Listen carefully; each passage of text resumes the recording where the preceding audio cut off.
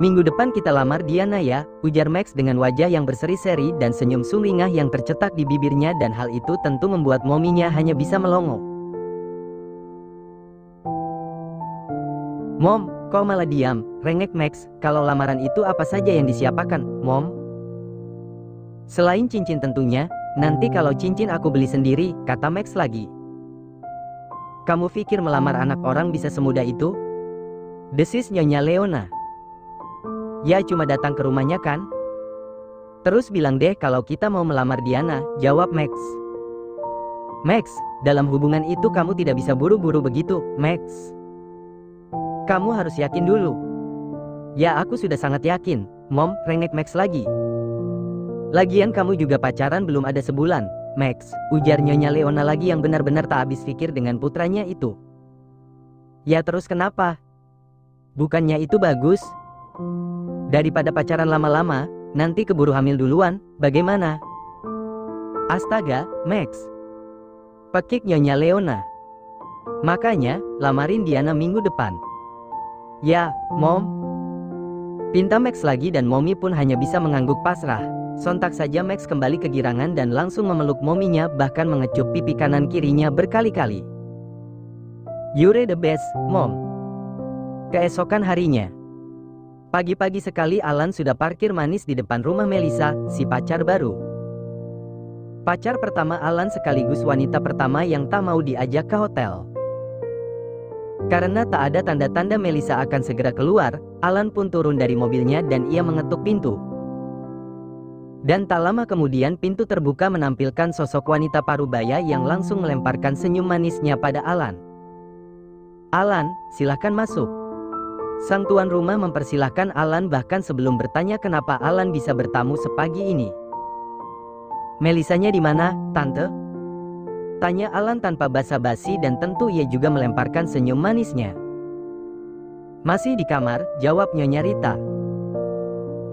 Aku ada perlu penting dengan Melissa, Tante. Apa boleh aku masuk ke kamar? Cicit Alan dan sungguh kejutan ketika ibu dari pacarnya itu langsung mengangguk. Beneran, Tante? Tanya Alan kegirangan. Iya, tapi pintunya dibuka saja, biar tidak terjadi fitnah, kata Nyonya Rita. Siap, Tante, kata Alan antusias. Kamarnya di atas, sebelah kanan tangga. Oke, Tante. Terima kasih. Alan pun dengan tak sabar langsung bergegas ke kamar Melissa. Sementara di dalam, Melissa baru saja selesai mandi. Ia hanya mengenakan handuk yang ia lilitkan di dadanya.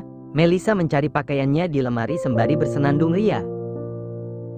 Ia menarik rok plisket berwarna kuning, kemeja katun putih kemudian tak lupa dalamannya.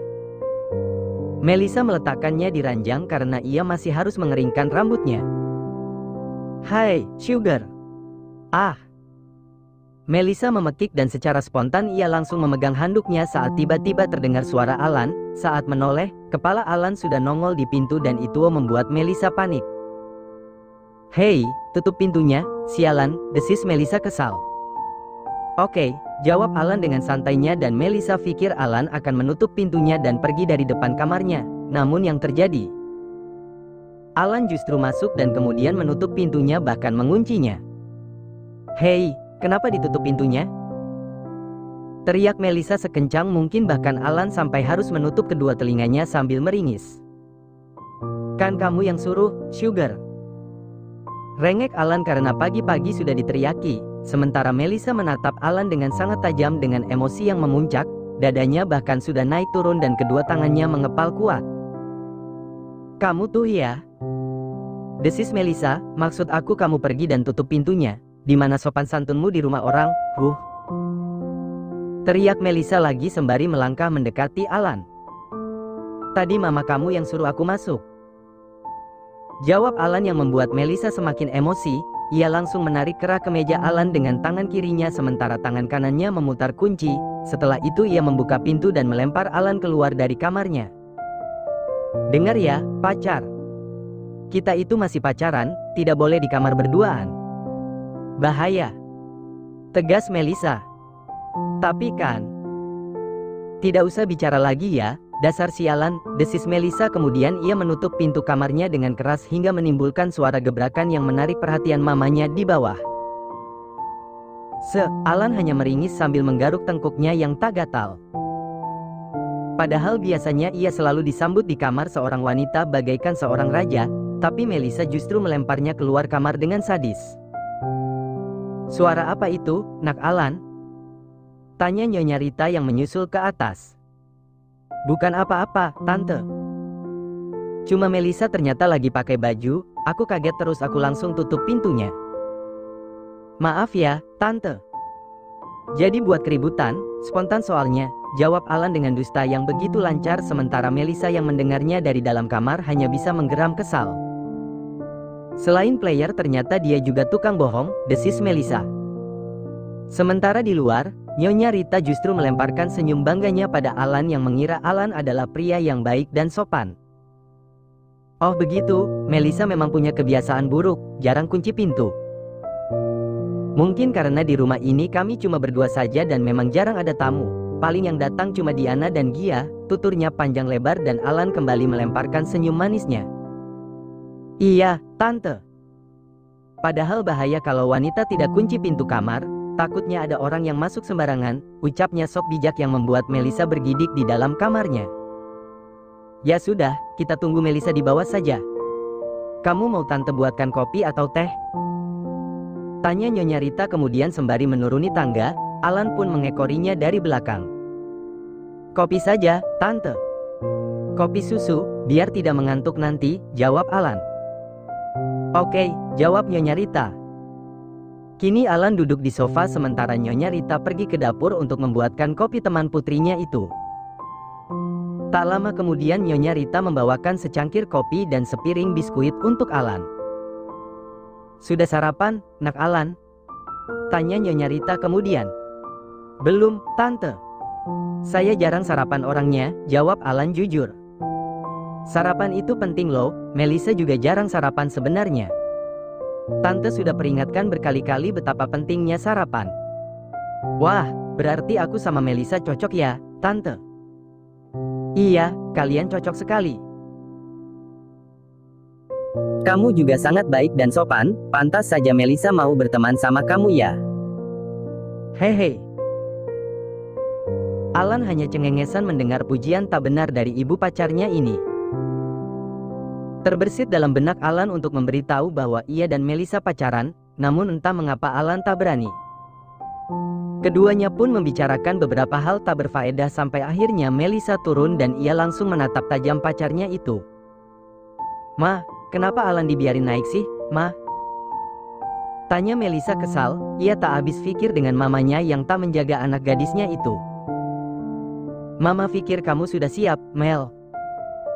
Lagian kamu jangan marah-marah begitulah.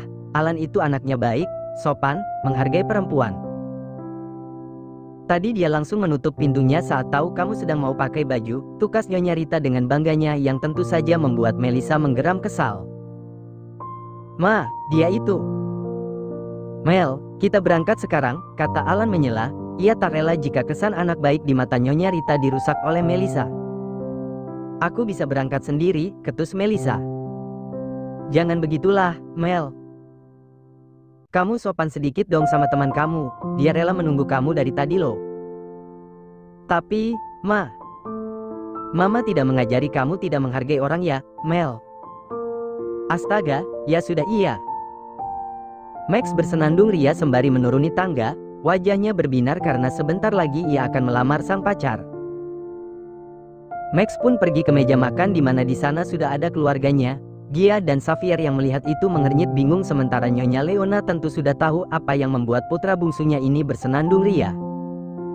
"Sudah dapat warisan dari Mom, Max?" tanya Xavier. "Belum," jawab Max dengan polosnya yang membuat Gia terkekeh. "Terus kenapa kamu terlihat bahagia begitu?" tanya Gia kemudian. "Minggu depan mau melamar Diana," jawab Max yang membuat Xavier dan Gia tercengang. Keduanya pun langsung menatap Nyonya Leona dan ibu dua anak itu hanya bisa mengangguk kecil. "Secepat itu, Mom?" pekik Xavier. "Lebih cepat lebih baik," Xavier, jawab Max, lagian aku kan juga mau bawa istriku ke rumah, tidur sama istriku, mesra-mesraan 24 jam seperti kalian, kata Max lagi yang membuat Gia tersenyum geli. Memangnya kamu sudah yakin sama keputusanmu, Max? Kamu sama Diana itu bagaikan langit dan bumi loh, ujar Gia mengingat dulu Diana selalu membuli Max. Ya yakin, G. Kan yang penting cinta, jawab Max percaya diri. Iya deh, semoga langgeng ya, Max. Jangan sakiti sahabatku lo, nanti kamu berhadapan sama aku, tegas Gia. Dia memang sahabatmu, tapi akan jadi istriku. Tidak ada yang bisa melindungi seorang wanita lebih baik dari suaminya, kata Max bijak yang tentu saja membuat keluarganya itu merasa gemas. Oh, so sweet, kata Gia. Sementara Nyonya Leona hanya terdiam dengan senyum samar di bibirnya, karena ia tidak pernah merasakan dilindungi oleh suaminya meskipun ia pernah menikah 2 kali. Nyonya Leona tidak tahu rasanya berbagi masalah dengan suami, mengeluh pada suami, apalagi bermesraan 24 jam seperti kata Max. Mom. Xavier menyentuh tangan ibunya, kami di sini, meskipun tidak ada Daddy yang bisa melindungimu. Tapi Daddy sudah mengirim 2 pangeran untuk melindungimu, kata Xavier yang seolah bisa membaca pikiran ibunya. Tapi setelah menikah, kalian akan mengurus istri kalian masing-masing, kata Nyonya Leona sambil tersenyum, tidak apa-apa, melihat anak-anakku bahagia itu sudah membuat Mommy sangat bahagia, lanjutnya. Setelah Xavier dan Max pergi ke kantor, ibu mertua Gia juga pergi untuk menemui calon besannya dan membicarakan hubungan Max dan Diana. Sementara Gia juga bersiap-siap pergi, ia memasukkan sebuah flash disk ke dalam tasnya dan kemudian ia memanggil taksi. Tak butuh waktu lama taksi datang menjemputnya, Gia memberikan sebuah alamat pada sopir taksi yang menjadi tempat tujuannya. Selama dalam perjalanan, Gia hanya diam saja dengan raut wajah yang nampak tegang. Dan sesampainya Gia di tempat tujuannya itu, Gia meminta sopir taksi menunggunya karena setelah ini Gia akan pergi ke suatu tempat lagi. Gia menatap rumah di depannya sebelum akhirnya ia mengetuk pintunya dan tak lama kemudian pintu terbuka. Gia langsung tersenyum miring saat melihat siapa yang membuka pintunya, apalagi orang itu terlihat sangat terkejut melihat Gia.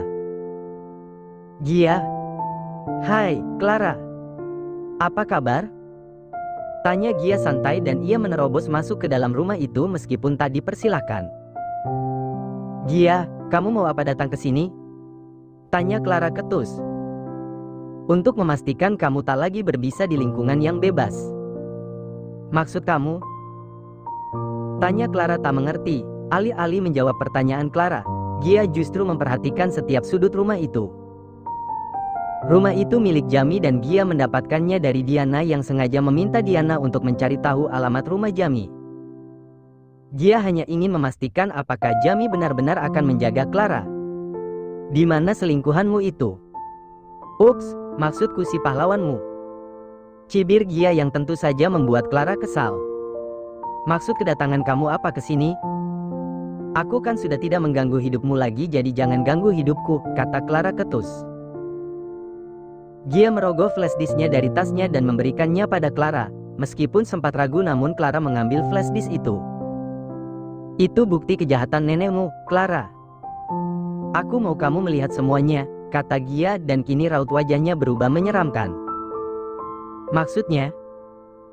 Tanya Clara heran. Kamu akan tahu maksudku setelah kamu melihat isinya, dan setelah itu aku benar-benar berharap kamu sadar akan kesalahan kamu dan tidak muncul lagi di hadapanku maupun Xavier. Atau aku akan membuka kembali kasus nenekmu dan menyeretmu juga mamamu, dan saat kasus itu dibuka, akan aku pastikan kalian mendapatkan hukuman gantung, gertak Gia yang tentu saja membuat Clara langsung bergidik ngeri.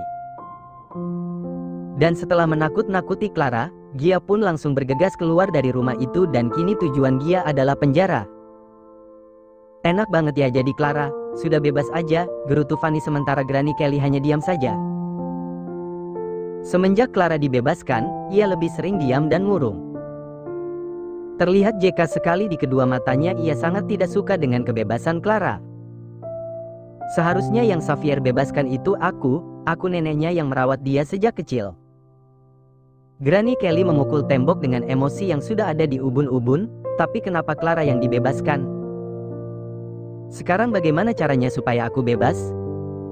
Aku tidak mau selamanya terkurung di tempat hina ini. Bah nomor 123. Terdengar suara nyaring sipir memanggil Granny Kelly, namun yang dipanggil tak merespon sedikit pun. Ma. Fanny mencolek kaki Granny Kelly dan hal itu membuat Granny Kelly tersentak kaget. Apa? Ketusnya. Dipanggil, Ma. Cicit Fanny. Bah, ada kunjungan untukmu, kata sipir yang kini sudah membuka pintu sel. Granny Kelly yang mendengar hal itu langsung berdiri dengan antusias. Itu pasti Xavier, dia pasti mau membebaskan neneknya ini. Katanya girang. Ma, aku juga mau bebas. Teriak Fanny, namun Granny Kelly tak menggubrisnya. Ia berjalan di belakang sipir dengan raut wajah yang tampak bahagia, terbayang sebentar lagi ia akan bebas. Namun saat sampai di ruang kunjungan, raut kebahagiaannya langsung musnah saat melihat Gialah yang datang menemuinya. Kini raut wajahnya berubah marah, apalagi setelah Gia melemparkan senyum sinisnya. Kenapa kamu datang ke sini, desis Granny Kelly, dan karena ia enggan duduk di kursinya, Gia pun berdiri dan mendekati Granny Kelly kemudian. PLAKKKKK. Kedua mata Granny Kelly langsung membulat sempurna dan dadanya bergemuruh saat ia mendapatkan tamparan dari wanita bau kencur di depannya ini.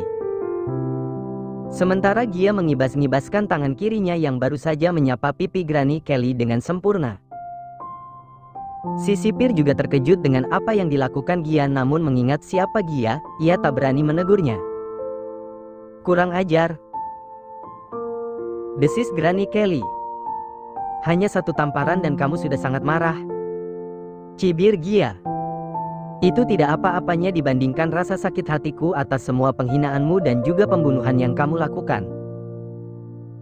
Kata-kata Gia itu terus saja terdengar di telinga Granny Kelly dan wajah penuh kebencian dan juga kepuasan Gia terus saja menarik dalam benaknya meskipun sekarang Gia sudah tak ada lagi di hadapannya. Granny Kelly mengepalkan tangannya dengan kuat dengan tatapan penuh amarah yang lurus ke depan. Sialan, geramnya. Sementara di sisi lain, Gia tersenyum puas setelah mendaratkan tamparan di pipi nenek mertuanya itu. Bukan maksud Gia untuk kurang ajar padanya, namun Gia benar-benar ingin membalas sakit hatinya. Kehilangan ibu, bayi, bahkan sebagian besar ingatannya juga hilang karena kelakuan nenek tua itu. Max mendatangi Diana ke meja kerjanya untuk memberitahu secara langsung bahwa ia benar-benar akan melamar Diana minggu depan. Jadi benaran kamu mau lamar aku minggu depan, baby? Tanya Diana pada Max antara senang dan ragu. Iya, abis itu kita nikah ya, kata Max dengan santainya. Apa tidak terlalu cepat? Tanya Diana lagi. Ya tidak, baby. Kan kita sudah sama-sama dewasa. Sudah waktunya menikah, berumah tangga, punya anak, kata Max dengan antusias. Matanya berbinar seolah ia sangat bahagia membayangkan semua itu. Kamu bahagia ya? Cicit Diana kemudian. Iya dong, kamu kan kebahagiaanku, jawab Max antusias, dan entah mengapa perasaan Diana menghangat mendengar jawaban Max. Baiklah, kita akan menikah, berumah tangga dan punya anak, jawab Diana akhirnya. Sementara Melissa, sejak tadi ia hanya bisa menjadi penonton bisu menyaksikan kelebayan sahabat dan pacarnya itu. Entah apakah mereka lupa bahwa masih ada Melissa di sana, atau mereka memang tidak peduli dengan keberadaannya. Benar-benar ya kalian, desis Melissa kesal karena ia diabaikan. Melissa pun keluar dari ruang kerjanya itu dan di luar ia justru melihat Alan yang melambaikan tangan padanya sembari melempar senyum manisnya. Dia lagi, mau apa lagi coba pacar satu itu? Gumam Melissa. Hai, Sugar, sapa Alan setelah ia ada di hadapan Melissa. Mau apa lagi? Ketus Melissa. Itu. Untuk pertama kalinya, Alan merasa ragu untuk mengutarakan keinginannya pada seorang wanita. Padahal sebelumnya ia hanya perlu mengedipkan matanya dan wanita akan tunduk padanya. Apa? Tanya Melissa yang semakin ketus. Tapi kamu jangan marah ya. Cicit Alan. Tidak usah sok gugup begitu deh. Katakan saja maumu apa. Alan terbelalak karena Melissa tahu dirinya gugup. Papa. Maksudku Dedi. Dedi mau ketemu sama kamu. Tukas Alan ragu-ragu yang membuat kening Melissa langsung mengkerut. Dedi, kamu mau ketemu aku? Kenapa? Pekik Melissa. Ya karena kamu pacar aku, jawab Alan yang membuat Melissa melotot terkejut. Kamu kasih tahu papamu tentang hubungan kita? Teriak Melissa kesal, ia bahkan tidak peduli jika ada yang mendengar teriakannya. Bukan, tapi Dedi tahu sendiri. Jawab Alan membela diri. Mana mungkin dia tahu sendiri, kamu pikir dia malaikat, hardik Melissa. Ya sudah, kalau kamu tidak percaya. Tanya saja sama Dedi nanti malam, aku akan jemput kamu jam 7.